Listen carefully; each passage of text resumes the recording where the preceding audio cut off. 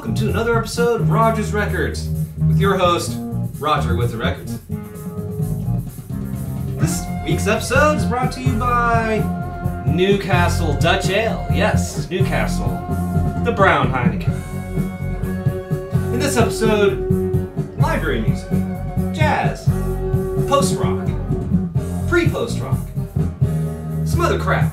You know, the usual mixed bag you get with Rodger with the Records. And now here's your host, Rodger with the Records.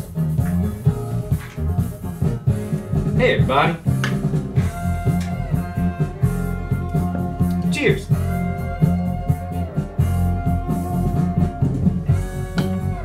Ooh, you like that modulation? I hired the best people for my new theme song. Don't you like it? That snappy ending? Alright. That probably sounded terrible. I actually I did a couple of rehearsals and it sounded terrible, but you know. So yeah, I found a stash of library records recently. I just thought I'd share. So yeah, you know, I joke around about, you know, vinyl diets. Yeah, trendsetter. You know, I went on a kind of enforced vinyl diet in that I would go to my stores and for 2 weeks, I would go to my local stores and I found nothing. I would walk out empty-handed. Now, I don't know, maybe I was just depressed or something. I don't know. But then, you know, it's feast or famine. And so, yeah, I found 6 of these library records. Trendsetter from the Media General Broadcast Services. Apparently there were 175 of these freaking things. And as you heard, it's, you know, it's your classic late 70s, early 80s kind of, you know, library music. What's fascinating about these, they're just fun, but, you know,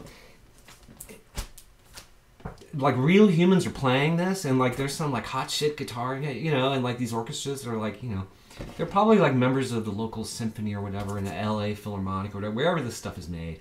But totally anonymous, and, you know, I guess they were paid well enough to play this stuff, you know, with some conviction or something. Anyway, fascinating, really into it. That particular track was called Electro Rock. Yeah. All right. Hey, folks, how you doing? I haven't been here for a while. Cheers, everybody. There have been some epic VC videos lately, and this might be a fairly long video too, because I have a bunch of records to show. Because like I said, yeah, 2 weeks, I'd go to like 3 or 4 local stores and I'd walk out with nothing. Wow. But anyway, you know, so I'm gonna do my usual thing. Here's some new records I picked up recently. Here's the new Water record. Water. History of the Future on Temporary Residence. It came out last year. I wasn't aware of it until I saw a review in Record Collector, and I was like, oh, I really liked that first record a lot. I can't remember the title now of it. This is a side project from the drummer from Grails, who I think also plays with Ohm. But this is similar to Grails. This record in particular is more along Grails' last few records, very atmospheric and cinematic, and they've expanded the instrumental palette out to include a bunch of people, like Tyler Trotter on keyboards and Dom Ruggie Chipola. Anyway, a bunch of people. This is really, really nice. The first track especially is really special. Yeah, highly recommended. Really, really like this stuff. Instrumental post-rock, I guess. Yeah, whatever. All right. This, on the other hand, is doom, or melodic doom. Well, Windhand, anyway. This is a split LP. Windhand on the A side and Satan Satyrs on the B side. Windhand, of course, is one of my favorite sort of melodic doom bands. And their 2 songs are great. Long, you know, tuned down, sludgy, but, you know, melodic and atmospheric, and, you know, really like like. Satan's Satyrs are a little more like kind of punky, a little more like a bluesy element. Yeah, it didn't really do a whole lot for me, but you know, whatever. Not for everybody. Okay, now this record, I haven't been hanging out on Facebook much lately. Facebook is the devil. Mark Zuckerberg is the devil. Or he's making deals with the devil, and I don't want to be party to that, because in Facebook you are the customer. I'm not the customer. I am the product. I am what's being sold by Facebook, and it's like, do I really want to be the product? Anyway, it is what it is. I would miss many of my friends from the VC if I were to abandon Facebook. So that's largely why I don't just, All right, so anyway, I posted this to one of the Facebook groups and raved about it. I was a little buzzed, but this is a really, really great record, and it's really as great as that cover makes you think. So it's Roscoe Mitchell Discussions on Wide Hive Records. Don't know anything about that label, but boy, doesn't that just look like an Impulse record? It does. 2 LPs. Recorded in a studio, and I gotta say the sound, one of the things about this I really love, and there's a lot of things I love about this record, but one of the things I really love is that the recording quality is actually quite good. One of my big beefs about jazz and modern jazz, especially like contemporary, jazz that's recorded nowadays, this just like I'll stick up a microphone, call it a day. It's just strictly documentary. No one cares about making a record. This sounds like a freaking record. It sounds great. And so this is orchestral music, so more composed. And this is, again, I raved about it. And people who like are expecting this to be like the Art Ensemble of Chicago. Well, it is kind of, if you're really familiar with all their side projects and stuff. So it's like orchestral and very composed, and there's improvisation and stuff. It's masterful conglomeration of improvisation and composition. And Roscoe Mitchell is there aren't many left of this generation. And so anyway, you have to be on board with a sort of like contemporary classical sort of thing, or else you're not. This is not some ecstatic spiritual jazz outing. This is more cerebral and more intense, really.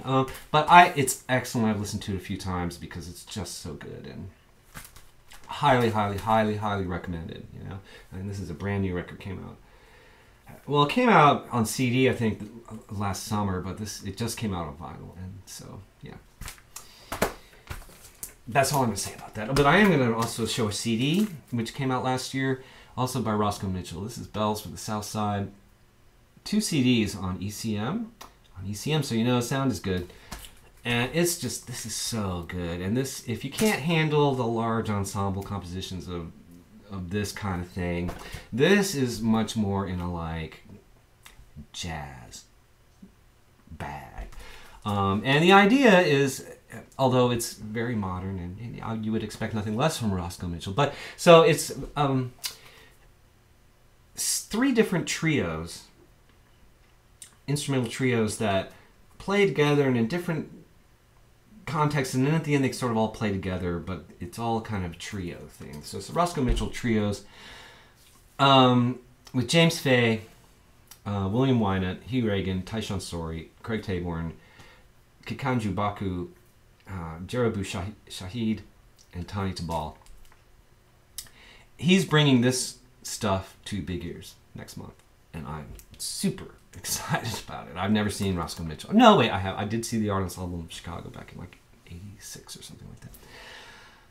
But yeah, this is going to be great, and all these people are going to be there, and there's going to be like, one-off collaborations and stuff. And this is an excellent, excellent, excellent CD. The sound is incredible. It's not Manfred Eicher. This is a Steve Lake production, so it's not bathed in 19 seconds of reverb. Sounds great. Really, really, really, really good. It's not ever going to be put on vinyl, I don't think. Even though ECM's been doing vinyl, I don't think this is really long. This would be like a 4-record set or something.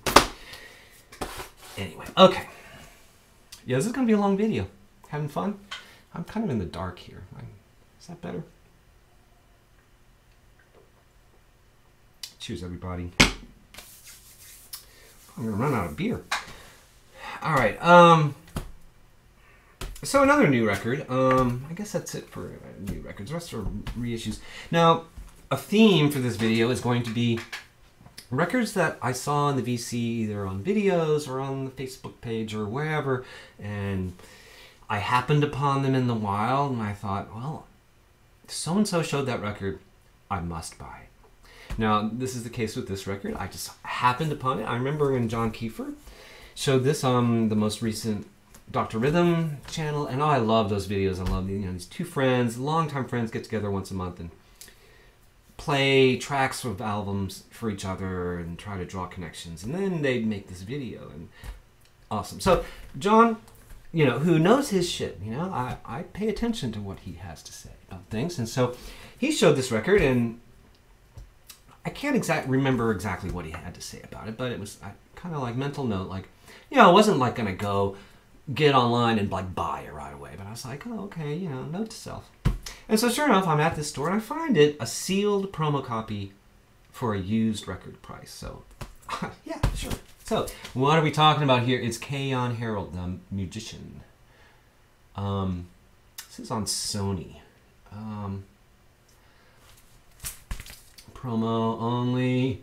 Ownership reserved by Sony and sale is unlawful. They broke the law. What renegades we are. All right, so, and then we have this hype sticker here. Note the shrink wrap, Andreas, if you're watching. You've had this effect on me. So anyway, an accumulation of stylistic twists and turns taking cues from jazz, hip-hop, blues, rock, reggae, and rap. Well, that pretty much sums it up. And, I gotta say, I've only listened to this once, and it's really a mix. It's a lot of different stuff going on.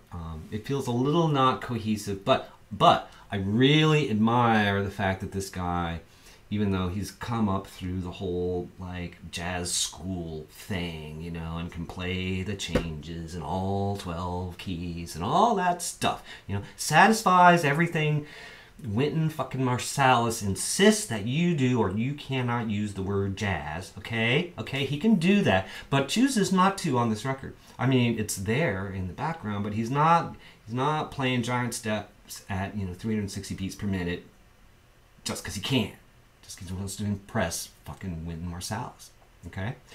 So I admire, and he's done work with like Bianchi and stuff. This is not some jazz purist dude. And this is really, his first record was on some jazz label, and so yeah, it's like standards and stuff. But this is like, more his vision, it seems to me, and doesn't feel like, he produced it. This isn't the record label saying, oh no, you got to make some commercial record. And this record is, I don't know how commercial it is. I don't hear any singles, but really interesting, really, and thanks, John Kiefer, for putting it on my radar, because I probably would have gone, oh, a bunch of hype, and oh gosh, and you go online, and sure enough, Wynton Marsalis has endorsed this guy, future trumpet, and that would be enough for me to say, well, no, I don't need to know. But yeah, this is good. This is good. I need to spend more time with it, and at the very least, I think he's a young guy, really young, and he and Robert Glasper were schoolmates at jazz school, and they're both doing interesting things. I don't think this is, the final statement from this guy. I think there's really potential there for something really interesting. Kind of like Kamasi Washington. Like, I'm waiting for him to do something that's really, I know he's capable of it, but, right. So now we got some reissues, a couple of Japanese reissues. That Tokyo Flashback compilation was so cool. And, so Black Editions has reissued High Rise 2, High Rise's second record. Japanese noise rock kind of stuff, and then it was this from '86 or something like that. I don't know. Not as intense and hard to deal with as Fushitsusha and some of those other Ghosts and some of those other bands, from that school of Japanese noise rock. These guys have a more of like a groove and a little more, but it's intense. It's great, really. They did a really nice job, and the download has 2 bonus tracks from the 1993 CD or something like that, and that's cool. It's cool as well. Nice Note also the shrink wrap, the hype sticker. Yes, I don't know what's wrong with me. All right. Here's one I remember that people have been posting pictures of it. It's a really striking cover, and so when I saw it, I was like, well, I don't really know exactly what this is, but folks have been posting it and getting all excited. So, what is it? It is Yasuaki Shimizu. That's the name of the artist, and the name of the album is Kakashi 1982. From 1982, originally released only in Japan on Columbia. I think, or whatever it is in Japan. I don't know how to describe this record. I really don't. It starts off as like, okay, I need to talk to my brother-in-law who's like an Asian studies major and speaks like all the Asian languages and has traveled all over there and is married to a Japanese woman and has spent lots of time in Japan. And I'm like, I have no context for this. It's, you know, I can kind of hear that there's these Japanese kind of oriental folky kinds of modes going on. Particularly on that first track, it's like, what is this? And then it goes off into kind of like saxophone driven kind of groove jazz kind of sort of, and then there's sort of electronic elements. And what is this help me out, folks. Can you tell me exactly what this is, or is this completely sui generis? Is this, you know, and that's why everyone's so excited about it, you know. Again, I only listened to this once. I just picked this up on Friday, and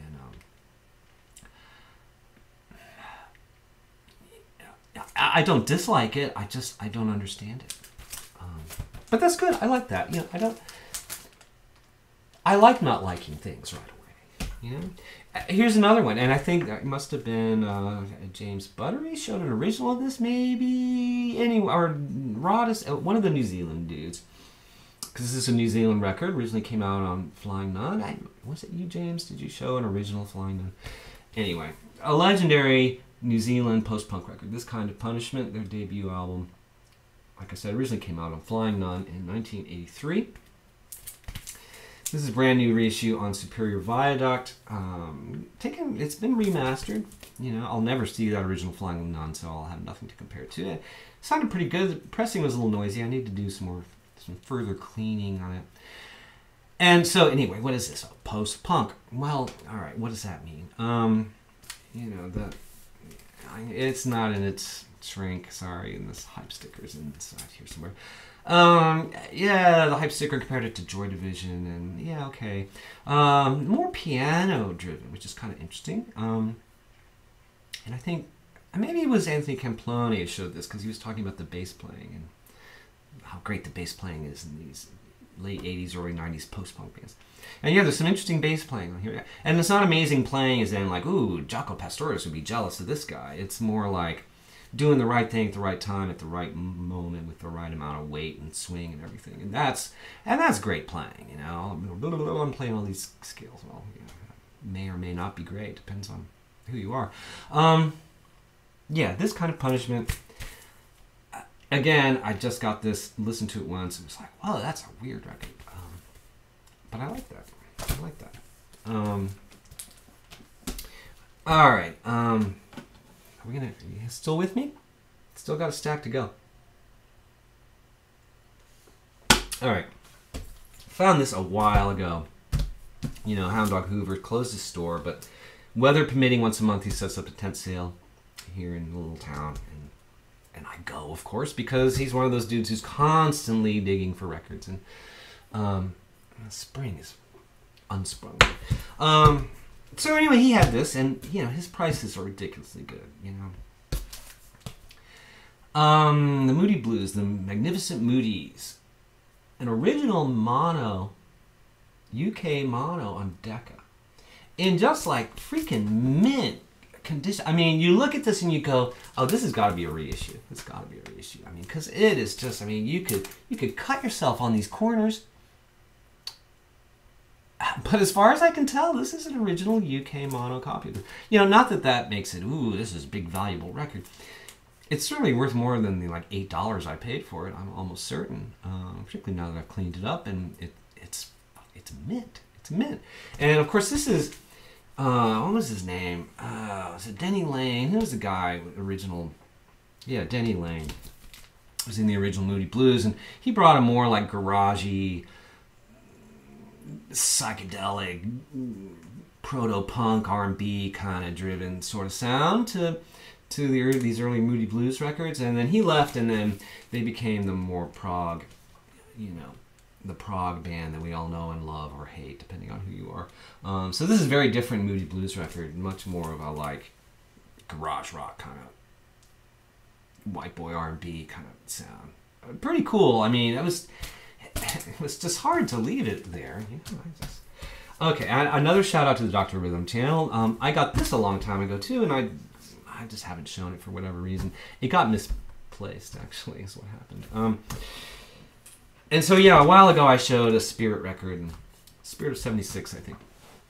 Big, sprawling, strange double album.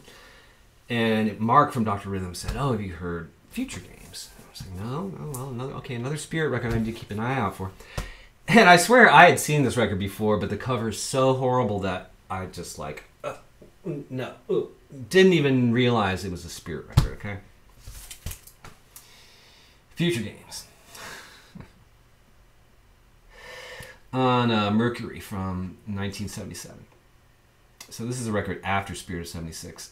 And it continues along those lines of like kind of found sound. He's like taping off the TV and stuff. And he and his drummer father-in-law are just kind of doing it themselves. Now, this cover, oh God, I'm not, I can appreciate the beauty of the male form, okay? And I guess I just don't, maybe it's that hair or that stash, or I don't know. And he's like getting a little too old to be like trying to, I don't know. So seriously, if you see this and you go, "Oh my God, that's horrible," stop and go, "Oh, Spirit." And this guy, Randy California, was a genius, It probably wasn't his idea to take off his shirt and strap the guitar on wrong and, look like some sort of hood. Or like, "Hey, here are my armpits." All right. This is a cool record. That's Spirit. So thank you, Mark. Yeah, add to my Spirit collection. I really love all the Spirit records that I have. I really do. All right, here are a couple of records that I've been looking for.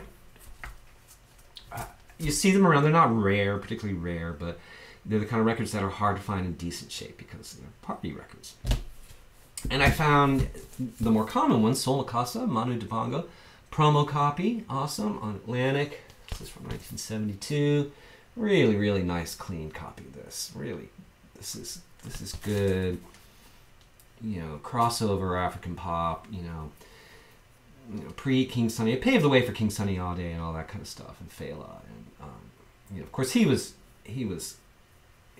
part of the diaspora and was located in Paris when he recorded these things, but with other African musicians. This is a great record, and so is this one, the follow-up, Mikasa Man, which I've never seen before. Another promo copy, nice clean promo copy, 1973. Almost as good as Soul Mikasa.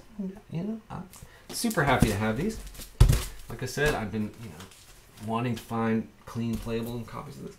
This was a nice find, The Last Poets, with Bernard Purdie. Delights of the Garden on Douglas Casablanca, from when? 1977 again. I didn't even know this existed. Not that I'm any kind of Last Poets expert or anything like that. I have some celluloid reissues of their first two records and some of the things that they did with Bill Laswell and stuff. But yeah, so this is great. Last Poets, proto rap. Although really more like poetry over rhythm. Rhythmic poetry over it. It's not hip hop. But it's getting there. And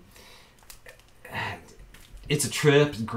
Great track. And Ho Chi Minh. It's about how Uncle Sam couldn't beat Ho Chi Minh, and But then there's some, Blessed Are Those Who Struggles are really great. Like, struggle, better to die, trying than to live as a slave, that kind of thing. But then there's like The Pill, the sort of anti-birth control thing, which, whatever. The politics might be a little dodgy from time to time, but, God knows they mean it. Sounds like it. Yeah, cool stuff. Again, Anthony Campione showed this record recently, and I just happened upon it, and I was like, well, he really raved about it. Gimme. Yes, it was on the wall. White label promo of U. Roy's Dread in a Babylon. U.S. Not white label, but promo label copy, U.S. copy. From 1975. Really, really nice copy of this. I wasn't all that familiar with this record. I'm not the hugest reggae fan. I have a bunch of Bob Marley records and Toots and the Maytals and a bunch of like, what's his name? Lee Scratch Perry things on CD, but I find reggae can be a little samey, like it's in the same keys generally and kind of has the same tempos and kind of has the same sort of structure and same kind of rhythmic feel. It just sounds a little samey to me after a while, and I have to like be in the mood for it. And this is a kind of reggae that I'm even less familiar with, which is like the toasting kind of thing. But still very melodic and humorous, funny. Chalice in the Palace, very funny. Yeah, this is cool. This is cool. Thanks, Anthony, for putting that on my radar so that I could buy it when I saw it, because that's what I did. All right, I found a bunch of John Coltrane records. Coltrane Time. This is a reissue of a reissue of a... This originally came out under Cecil Taylor's name as Hard Driving Jazz on United Artists with a great cover of like race cars and stuff. And, because John Coltrane in 1958 when this was recorded was kind of nowhere, he was not in a good place. But then once he became famous, United Artists said, oh, well, we'll market it under John Coltrane's name, call it Coltrane Time. And... probably pissed Cecil Taylor right off, It's like, oh, that was my record, man. That was my session. It was under my name. And, of course, he probably signed away all rights to it, so there's nothing he could do about it, because that's the record biz. So now it's a John Coltrane record. And, it's kind of like that avant-garde record, that Atlantic record with John Cherry, the avant-garde. And it doesn't quite live up to what you might hope it would be. Oh, John Coltrane with Cecil Taylor, that must be just mind-blowingly awesome. Well, because it's 1958, and Cecil Taylor is doing some interesting things, but there's still a swing beat, and they're still doing like, Just Friends and standards and stuff. And Coltrane is, no, I could be wrong. He may have cleaned up by this point, but he's not in particularly fine form. He's just kind of doing his hard blowing, and he doesn't exactly clash with Kenny Dorham, who sounds really good on this. Actually, the rhythm section's really good too.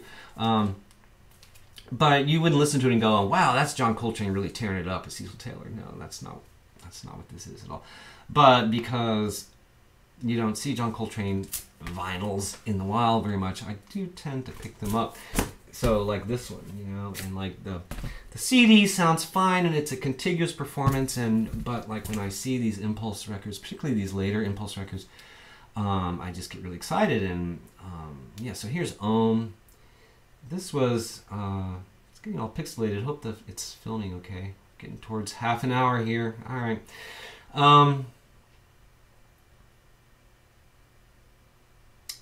Yeah, this was not released in his lifetime. It was one of the first posthumous releases. Came out in 1967. It was recorded in 1965. He's introduced Pharoah Sanders and Carlos Garnett and trying to enlarge the ensembles and stuff. And so McCoy Tyner's still playing with them and stuff, and Elvin Jones. And this is awesome. Intense. Really intense. But awesome. And the way they divided up two sides, it actually, it plays pretty well. I might have to stop after this. Here's another one, Coltrane Live at the Village Vanguard again. That great cover with Jimmy Garrison's shorts and socks. Coltrane's little hat. Yeah, this is 1966. They do, you know, Naima and My Favorite Things, but they do it with Alice Coltrane and Pharoah Sanders and Rashid Ali, and it's, you know, I'm not going to show you my records, but I'm going to talk about this for a second. This freaking thing, Chasing Train, I saw, you know, people were like, oh, it's so good. It was on Netflix for a while, and people were really raving about it, and I'm like, this was a total impulse buy. It was right by the register at Grimey's, and I'm like, oh, Blu-ray, yeah, sure. Bonus footage, oh, yeah, great, sure, I'll pick it up. $20, whatever. I have to have a drink here, all right? Now, you open this up and you look at it, here's like the little booklet. First thing, the director says, I was not an obsessed John Coltrane fan when work began on Chasing Train. In fact, he knew almost nothing about John Coltrane. I'm like, then why are you making this? Why are you making this thing? Why isn't someone else making this thing? Well, okay, whatever. And there's some great footage on here, and it's okay as it goes, and up until, like, you guessed it, Love Supreme. But who do you think he gets to talk about John Coltrane on this thing? Of all the people in the world to talk about John Coltrane, who does he get to talk about it? On and on and on and on and on. Just this talking head, blah, blah, blah. Wynton freaking Marsalis.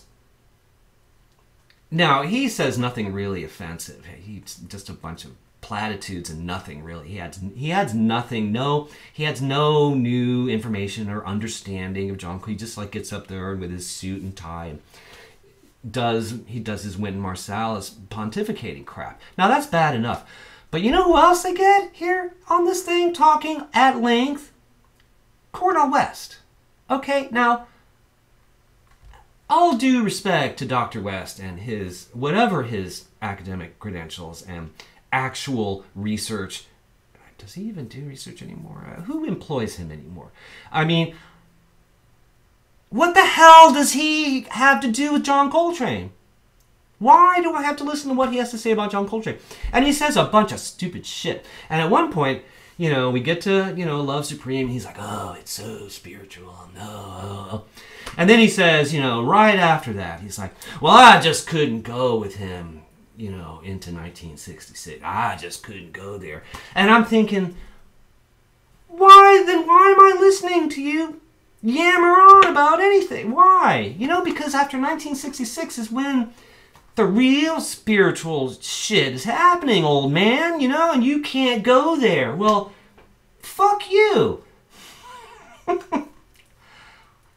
I literally, I was screaming at the TV. Now, if you don't know anything about John Coltrane, you watch this and you go, there's some great footage of him, some pictures where he smiles with his teeth, you know, which is, there are not many pictures of him, you know, pictures of him with his kids and, you know, all that's cool, you know.